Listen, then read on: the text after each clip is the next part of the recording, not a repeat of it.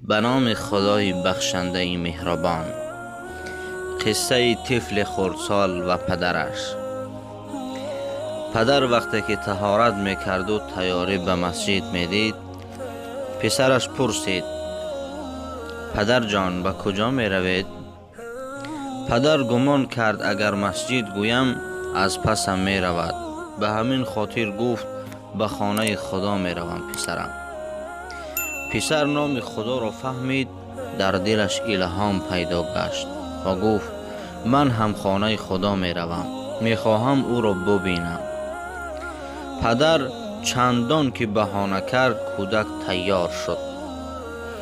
پدر از دستش گرفته او را به خود به مسجد برد. وقتی که مسجد در آمدن، کودک گفت: همین است خانه خدا؟ پدر گفت: بله پسرم. پسر سوال کرد: پس خدا کو پدر جان؟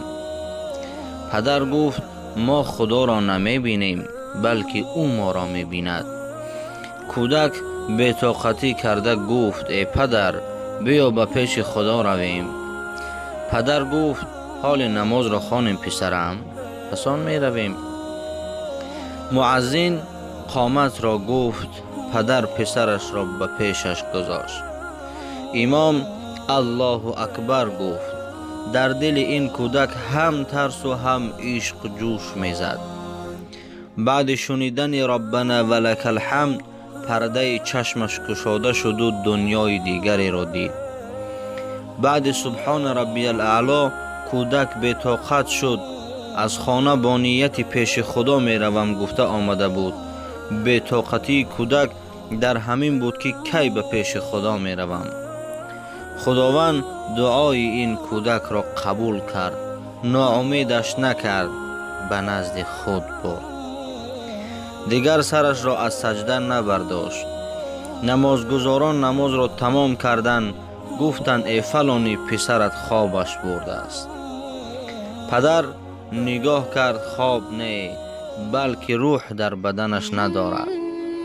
پدر زیق شد.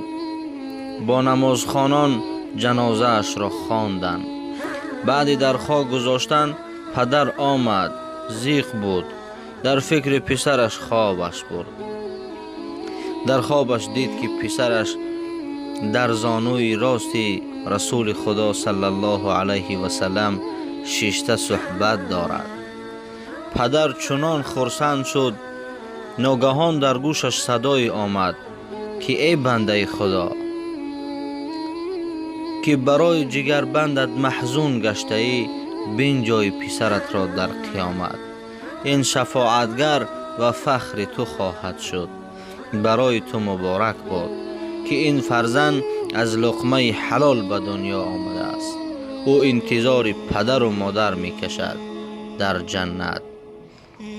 از خداوند متعال خواهان هستیم که برای تمام مسلمانان، خاصتا برای شخصان بی فرزند، فرزندان صالح و صالحه، خدمتگار پدر و مادر و خدمتگار جامعه و مسلمانان بگرداند. آمین یا رب العالمین.